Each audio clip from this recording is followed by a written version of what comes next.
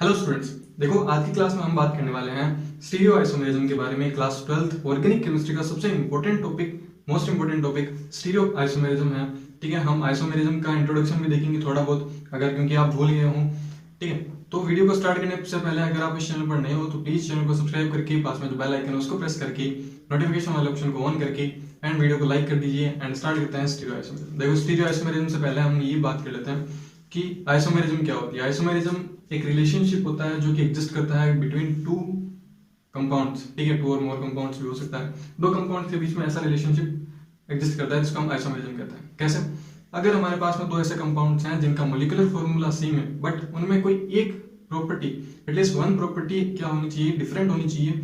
एक से ज्यादा भी हो सकती है बट एटलीस्ट क्या होनी चाहिए, कंडीशन है एक प्रॉपर्टी डिफरेंट होनी चाहिए। तो दो कंपाउंड्स के बीच में जो रिलेशन एग्जिस्ट करेगा वो कौन सा होगा? आइसोमेरिक रिलेशन होगा। और दोनों एक दूसरे के क्या कहलाएंगे? आइसोमर्स कहलाएंगे। जैसे फॉर एग्जांपल मेरे पास में दो मार्कर है, ठीक, दोनों की जो स्ट्रक्चर है वो सिमिलर स्ट्रक्चर है ना, पूरी की पूरी स्ट्रक्चर सेम है। बट अगर हम बात करें कलर वाइज की तो इसका कलर ब्लू कलर है और इसका कलर ब्लैक कलर है, यानी दोनों में एक प्रॉपर्टी क्या कर रही है? डिफर कर रही है, यानी डिफरेंट है एक प्रॉपर्टी, जिसके कारण इन दोनों के बीच में जो जो रिलेशन होगा वो कौन सा रिलेशन होगा? आइसोमेरिक रिलेशन होगा। यानी ये एक दूसरे के क्या है? आइसोमर्स है। ठीक है, तो ये आइसोमर्स का थोड़ा सा इंट्रोडक्शन था। बाकी आप पूरा डिटेल में इंट्रोडक्शन देखना चाहते हो तो क्लास 11th का वीडियो मैंने डाल रखा है, आप उसको देख सकते हो। अगर आपकी क्लास 11th की आइसोमेरिज्म वीक है तो प्लीज उसको स्ट्रॉन्ग कीजिए, क्योंकि अगर आपको स्ट्रक्चरल आइसोमेरिज्म नहीं आएगी तो स्टीरियो में आपको बहुत दिक्कत आएगी। तो पहले आप अगर वीक है तो स्टार्टिंग से स्टार्ट कीजिए, और अगर आपको पूरा स्ट्रक्चरल आइसोमेरिज्म आता है तो स्टार्ट करते हैं स्टीरियो आइसोमेरिज्म। देखो, स्टीरियो आइसोमेरिज्म की अगर हम बात करें तो स्टीरियो आइसोमेरिज्म क्यों अराइज होती है?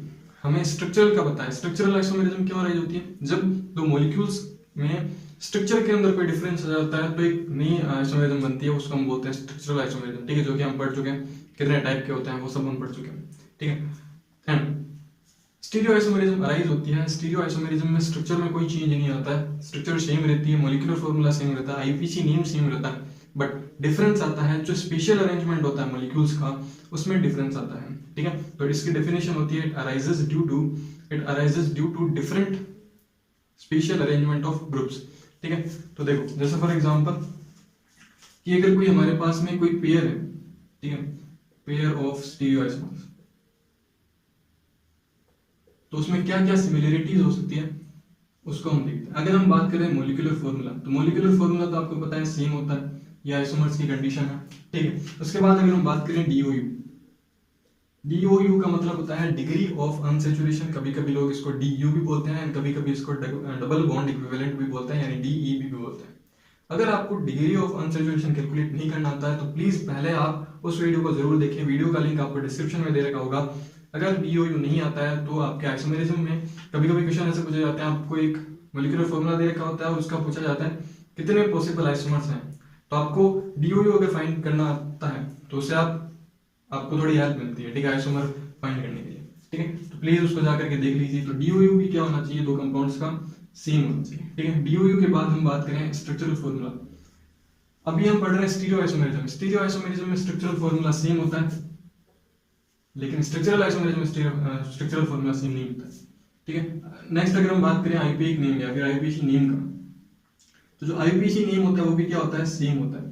ध्यान रखिए, स्ट्रक्चरल आइसोमर्स है उनका कभी भी आईपीसी नेम सेम नहीं होगा, लेकिन स्टीरियो आइसोमर्स जितने भी होंगे उनका आईपीसी नेम सेम होगा। जैसे मैं आपको एक छोटा सा एग्जांपल लेकर के बताता हूँ।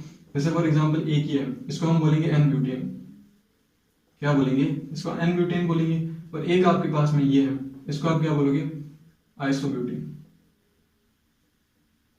ठीक है, क्या बोलोगे? आइसोब्यूटेन। या फिर इसको अपन क्या बोल देंगे? 2-मेथाइल प्रोपेन बोल देंगे। ठीक है, देखो इन दोनों का मॉलिक्यूलर फॉर्मूला क्या है? सेम है, स्ट्रक्चरल फॉर्मूला अलग अलग है और आईपीसी नेम भी क्या है? अलग अलग है। ये दोनों किस टाइप के आइसोमर्स हैं? अगर आपको पता हो तो आप प्लीज कमेंट सेक्शन में कमेंट करके जरूर बताएं। देखो इन दोनों के बीच में जो आइसोमर्स, जो स्ट्रक्चरल आइसोमेरिज्म एग्जिस्ट करती है वो है चेन आइसोमेरिज्म। ठीक है, इसमें अगर हम चेन की बात करें तो 4 कार्बन की पेरेंटल चेन है, जबकि हम इसमें बात करें तो 3 कार्बन की पेरेंटल चेन है, यानी दोनों में चेन में डिफरेंस आ रहा है। तो ये है चेन आइसोमर्स एक दूसरे। ठीक, क्या ये बातें आप डिटेल में पढ़ सकते हो, सारे मैंने वीडियो बना रखे हैं।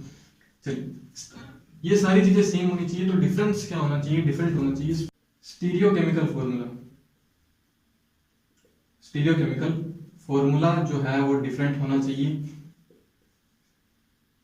अगर स्टीरियोकेमिकल फॉर्मूले में डिफरेंस है तो वो एक दूसरे के बीच में जो रिलेशन होगा, जो आइसोमेरिक रिलेशन होगा, वो कौन सा होगा? स्टीरियो आइसोमर का रिलेशन होगा। ठीक है, देखो जैसे फॉर एक एग्जांपल लेकर के हम देखें। एग्जांपल आपको दे रखा है C4H8। एग्जांपल क्या है आपके पास? C4H8 एग्जांपल है। तो मैं इसका मॉलिक्यूलर फॉर्मूला लिखूं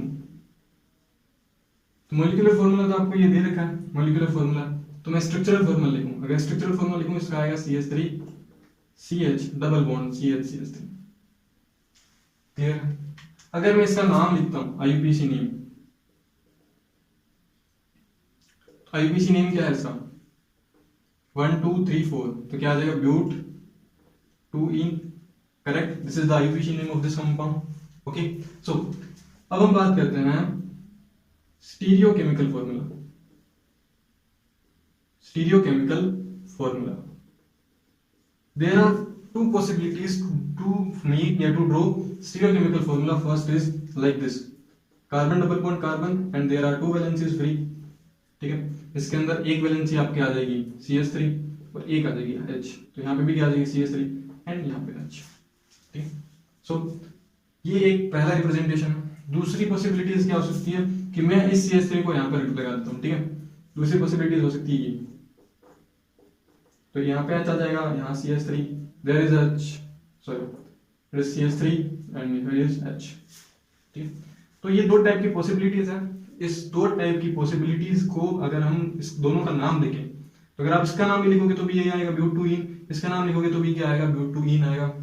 लेकिन दोनों में डिफरेंस क्या है? देखो, जो ग्रुप्स लगे हुए हैं, यानी यहाँ पे CH3 ग्रुप है और हाइड्रोजन ग्रुप है। ठीक है, जो ग्रुप्स लगे हुए हैं उनका स्पेशल अरेंजमेंट अलग अलग है। देखो इस कंपाउंड में अगर हम बात करें तो सेम ग्रुप जो है वो सेम साइड पर है, यानी अगर मैं यहाँ पे लिखूं, यहाँ पे क्या लिखूंगा? Same group are present at same side. ठीक है, तो सेम ग्रुप अगर सेम साइड पर होते हैं तो उसको हम क्या बोलते हैं? सिस आइसोमर बोलते हैं। क्या बोलते हैं? सिस आइसोमर बोलते हैं। ठीक है, एंड अगर हम बात करें इसकी, तो अगर हम बात करें same groups are present at opposite side. ठीक है, तो सेम ग्रुप एक दूसरे के अपोजिट साइड है, क्रॉस है। ठीक है, तो हम इसको क्या बोलते हैं? इसको हम बोलते हैं ट्रांस। क्या बोलते हैं? ट्रांस बोलते हैं। ठीक है, तो सिस कब यूज करेंगे? जब दो सेम ग्रुप सेम साइड में होते हैं तब हम बोलेंगे सिस। ये नोमेनक्लेचर है, ध्यान रखना, cis trans nomenclature, EZ nomenclature, ठीक है, RS नोमेनक्लेचर, ये सब हम आगे पढ़ेंगे। देखो सिस का मतलब क्या होगा? जब सेम ग्रुप सेम साइड पर प्रेजेंट हो, एंड ट्रांस का मतलब क्या होगा? जब सेम ग्रुप डिफरेंट साइड पर या फिर एक दूसरे के अपोजिट प्रेजेंट होते हैं तब हम किसका यूज करेंगे? ट्रांस का यूज करेंगे। तो ये जनरल सा इंट्रोडक्शन था कि स्टीरियोआइसोमर्स क्या होते हैं, उनमें क्या क्या सिमिलरिटीज होती है, क्या डिफरेंस होता है, एंड कैसे हम प्रेडिक्ट कर सकते हैं कि हाँ इन दोनों के बीच में स्टीरियोआइसोमरिज्म एग्जिस्ट करेगी। ठीक है, चलिए नेक्स्ट मिलते हैं। नेक्स्ट देखते हैं हम क्लासिफिकेशन ऑफ स्टीरियोआइसोमरिज्म, कितने टाइप के हमें स्टीरियोआइसोमरिज्म पढ़ने हैं, एंड जो सबसे मोस्ट इंपोर्टेंट है वो कौन कौन से हैं। ठीक है, आप इसको नोट कीजिए। तो क्लासिफिकेशन देखते हैं, क्लासिफिकेशन ऑफ स्टीरियोआइसोमरिज्म। स्टीरियोआइसोमरिज्म को हम दो पार्ट्स में डिवाइड करते हैं। We are dividing two parts in stereoisomerism, in which first is configurational and second one is conformational. Clear? First one is configurational and second one is conformational. ठीक है, what is the meaning of configurational and what is the meaning of conformational? ठीक है, ये तो हम बाद में discuss करेंगे, बट हम ये देखते हैं कि इन दोनों की क्या क्या प्रॉपर्टी होती है ताकि हमें एक आइडिया लग जाए कि हाँ ये कंफर्मेशनल है और ये नॉन ये कन्फिगरेशनल है। देखो कन्फिगरेशनल जो होता है ये आइसोलेबल होता है, they are isolable and they are non-isolable. Conformational are non-isolable but configurational are isolable. Isolable का मीन्स क्या होता है? Isolable का मीन्स होता है कि अगर इन दोनों का मिक्सचर बन गया है तो हम इन दोनों को सेपरेट नहीं कर सकते। दो ऐसे कंपाउंड जिनको कभी भी सेपरेट नहीं किया जा सकता, उन दो कंपाउंड के बीच में जो रिलेशन प्रेजेंट होता है उसको हम बोलते हैं कन्फिगरेशनल रिलेशनशिप, कन्फिगरेशनल स्टीरियोआइसोमरिज्म। एंड अगर हम दोनों को किसी भी मेथड द्वारा, चाहे वो फिजिकल मेथड हो चाहे वो केमिकल मेथड हो, उनको अगर हम सेपरेट कर सकें तो हम कौन सा यूज करेंगे, कन्फर्मेशनल स्टीरियो आइसोमेरिज्म। क्लियर। अब देखो कन्फिगरेशन जो होते हैं इसको मेनली दो पार्ट्स में डिवाइड किया जाता है। कितने पार्ट्स में डिवाइड किया जाता है, दो। First is enantiomer and second one is diastereomers. ठीक है, डायस्टीरियोमर्स। एनेंशियोमर्स जो होते हैं ये एक दूसरे के मिरर इमेजेस होते हैं, they are mirror images of each other, mirror images of each other, and ये होता है नॉन मिरर इमेजेस।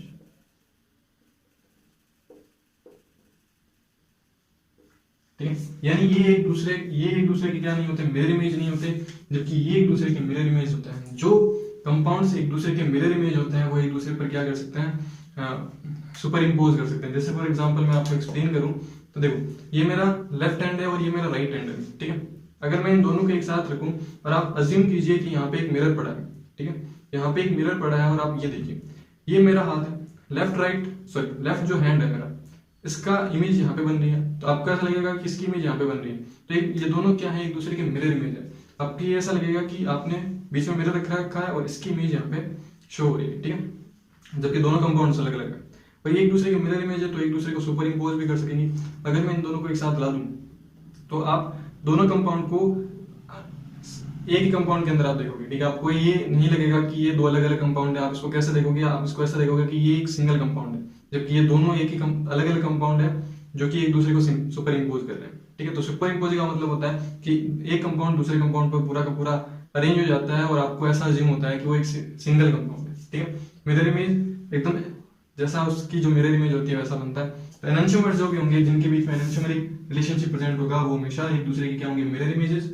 डायस्टीरियोमर्स कभी भी मिरर इमेजेस नहीं होते हैं और एक दूसरे को सुपर इम्पोज भी नहीं करते हैं। जैसे फॉर एग्जांपल मेरा लेफ्ट हैंड है और अगर मैं अपने राइट हैंड को ऐसा करूं, ठीक है, तो ये कभी भी मिरर इमेज नहीं लग रही है आपको।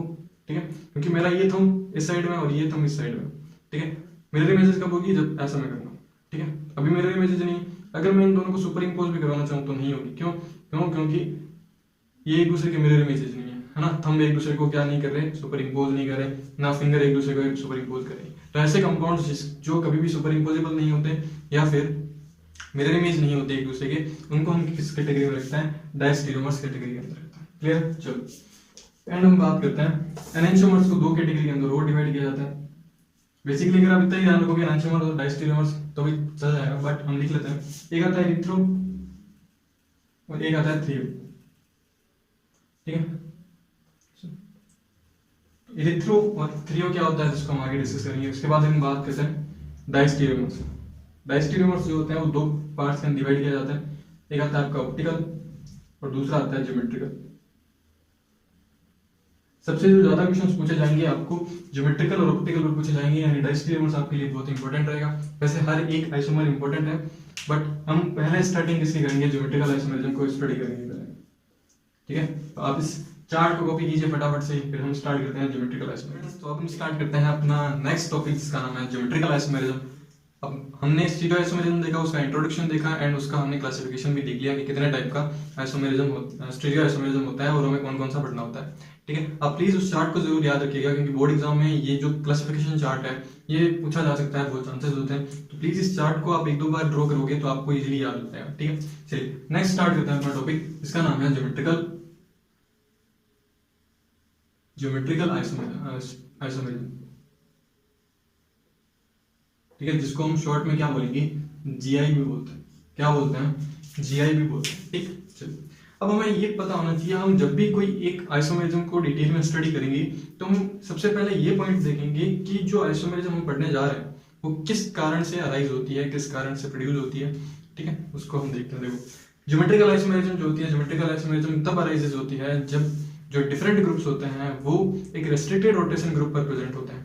ठीक है, क्या नाम लिया मैंने, रेस्ट्रिक्टेड रोटेशन सिस्टम। अगर दो different group if two different groups are present at restricted rotation system then the GI is arises। ठीक है, तो इसकी डेफिनेशन होती है, आप डेफिनेशन लिख सकते हो, मैं बोल देता हूँ। लिखो, it is arises due to presence of it is arises due to different groups are present at at restricted rotation system.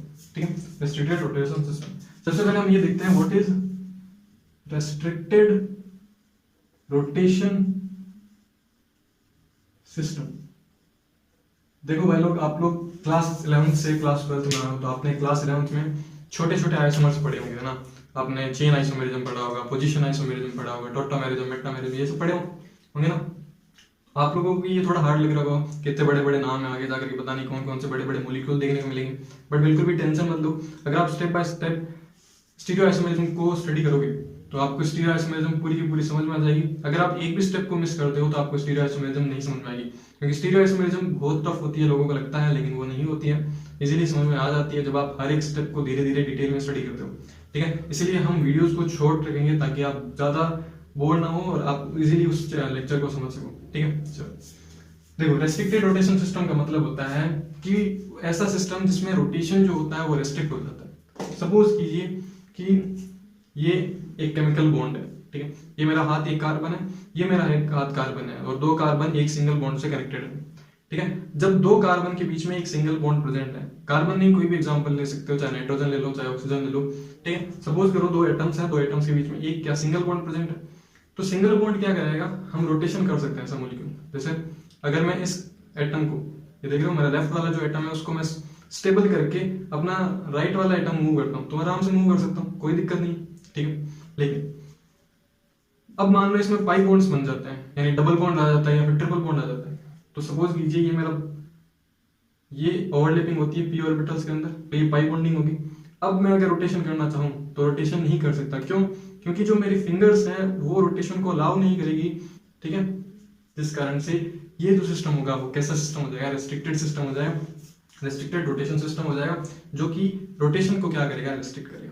ठीक है, तो सबसे पहले रोटेशन सिस्टम क्या होता है, जिसमें हम एक कंपाउंड को स्टेबल करके दूसरे कंपाउंड को उसके अराउंड रोटेट करवाएं, अराउंड तो नहीं बोल सकते, उसके एक्सिस के अराउंड रोटेट करवाएं। जैसे फॉर एग्जांपल ये है ना, मैं अपने राइट हैंड को स्टेबल करके लेफ्ट हैंड को घुमा सकता हूँ, इसको स्टेबल करके इसको घुमा सकता हूँ। ठीक है, लेकिन जब डबल बॉन्ड या फिर ट्रिपल बॉन्ड बनेंगे तो क्या बन जाएगा, एक रेस्ट्रिक्टेड रोटेशन सिस्टम बन जाएगा, फिर हम रोटेट नहीं कर सकते। तो उसी सिस्टम में जीआई प्रोड्यूस होती है। तो रेस्ट्रिक्टेड रोटेशन सिस्टम होता है, suppose carbon double bond carbon हो गया, नाइट्रोजन डबल बॉन्ड नाइट्रोजन हो गया। ठीक है, अब देखो कार्बन ट्रिपल बॉन्ड कार्बन भी क्या होता है, एक रेस्ट्रिक्टेड रोटेशन सिस्टम है।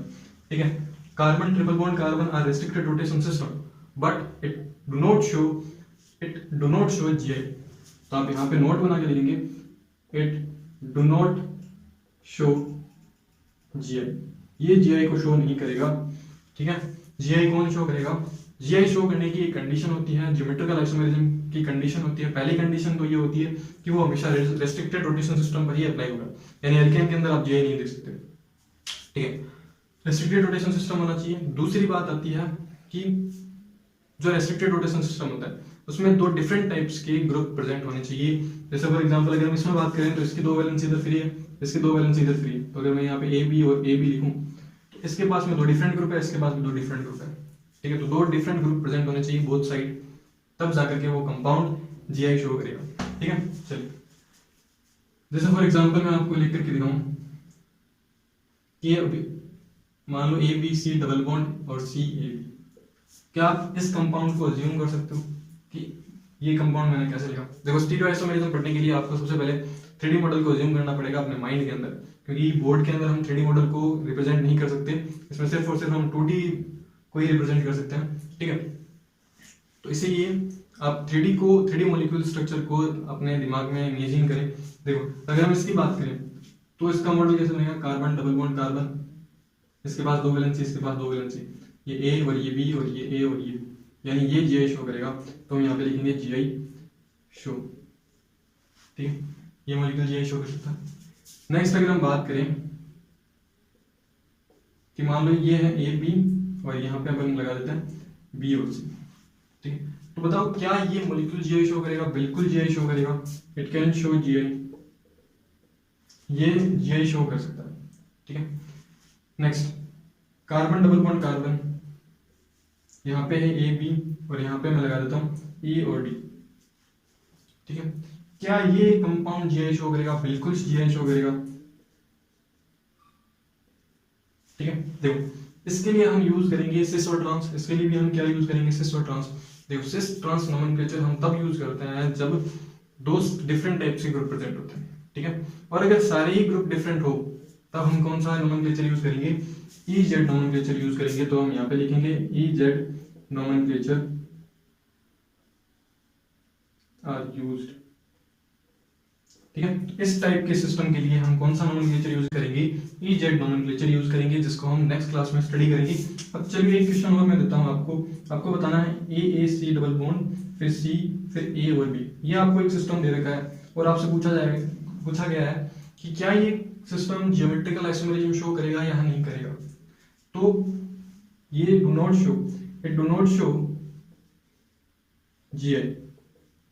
ये जो कंपाउंड होगा या ये जो सिस्टम है, ये सिस्टम कभी भी GI शो नहीं करेगा, क्योंकि अगर आप इसको रिप्रेजेंट करोगे तो इस तरीके से इसका फॉर्मूला बना सकते हो आप, A और यहाँ पे मान लो A लगा दिया और मैंने यहाँ पे B लगा दिया, ठीक है।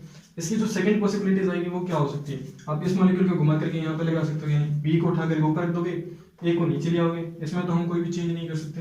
तो दूसरी पॉसिबिलिटीज बनेगी कार्बन डबल बॉन्ड कार्बन, फिर यहाँ ऊपर आ जाएगा B, फिर ये आ जाएगा A, फिर ये क्या आ जाएगा A, फिर ये आ जाएगा, ठीक है। तो देखो यहाँ पर भी दो सेम ग्रुप जो है वो, या दो सेम ग्रुप जो है वो आप अपने अपोजिट साइड में है, और यहाँ पर भी दो सेम ग्रुप जो आ रहे हैं वो एक दूसरे के अपोजिट साइड में। तो इन दोनों को हम कौन से कैटेगरी में डालेंगे, इनको हम डालेंगे आइडेंटिकल,